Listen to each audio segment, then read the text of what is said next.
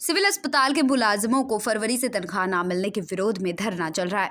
गौर हो कि 2 माह पहले रेगुलर होने और डीसी रेट पर किए जाने के लिए धरना दिया जा रहा था। 17 मई को 2 महीने के वेतन के लिए 10 दिन का अल्टीमेटम देने का भी अस्पताल प्रशासन ने सेहत विभाग पर कोई असर नहीं हुआ। लिहाजा मुलाजिमों ने यूजर चार्जेस मुलाजिम संघर्ष कमेटी के बैनर तले बुधवार से अनिश्चितकालीन हड़ताल शुरू कर दी है।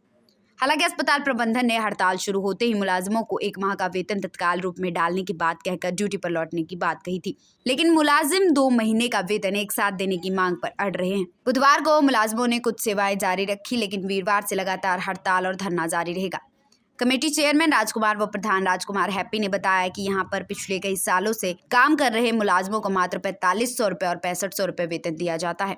ये वेतन भी 3-3 माह तक नहीं दिया जाए तो मुलाजिमों की आर्थिक स्थिति क्या होगी, इसका अंदाजा सहज ही लगाया जा सकता है। पिछले 3 महीनों से वेतन नहीं आने पर उधारी इतनी हो चुकी है कि 1 माह के वेतन से गुजारा नहीं हो सकता। इस कारण अस्पताल प्रबंधन व सरकार को कम से कम 2 माह का वेतन एक साथ देना चाहिए और तीसरे माह के वेतन के लिए एक तारीख निर्धारित करनी चाहिए। Bureau report, SMZ news India. Civil अस्पताल के मुलाजिमों को फरवरी से तनख्वाह न मिलने के विरोध में धरना चल रहा है। गौर हो कि 2 माह पहले रेगुलर होने और डीसी रेट पर किए जाने के लिए धरना दिया जा रहा था।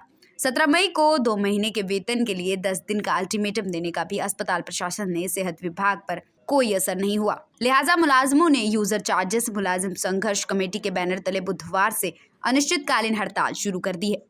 हालांकि अस्पताल प्रबंधन ने हड़ताल शुरू होते ही मुलाजिमों को 1 माह का वेतन तत्काल रूप में डालने की बात कहकर ड्यूटी पर लौटने की बात कही थी, लेकिन मुलाजिम 2 महीने का वेतन एक साथ देने की मांग पर अड़ रहे हैं। बुधवार को मुलाजिमों ने कुछ सेवाएं जारी रखी, लेकिन वीरवार से लगातार हड़ताल और धरना जारी रहेगा।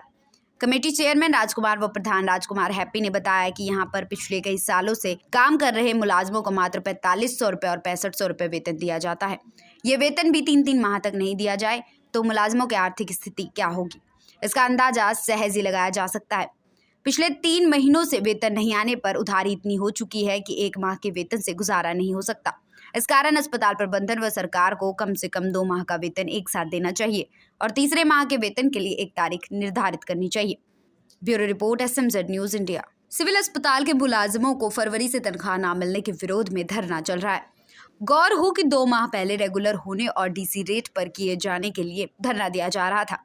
17 मई को 2 महीने के वेतन के लिए 10 दिन का अल्टीमेटम देने का भी अस्पताल प्रशासन ने सेहत विभाग पर कोई असर नहीं हुआ। लिहाजा मुलाजिमों ने यूजर चार्जेस मुलाजिम संघर्ष कमेटी के बैनर तले बुधवार से अनिश्चितकालीन हड़ताल शुरू कर दी है।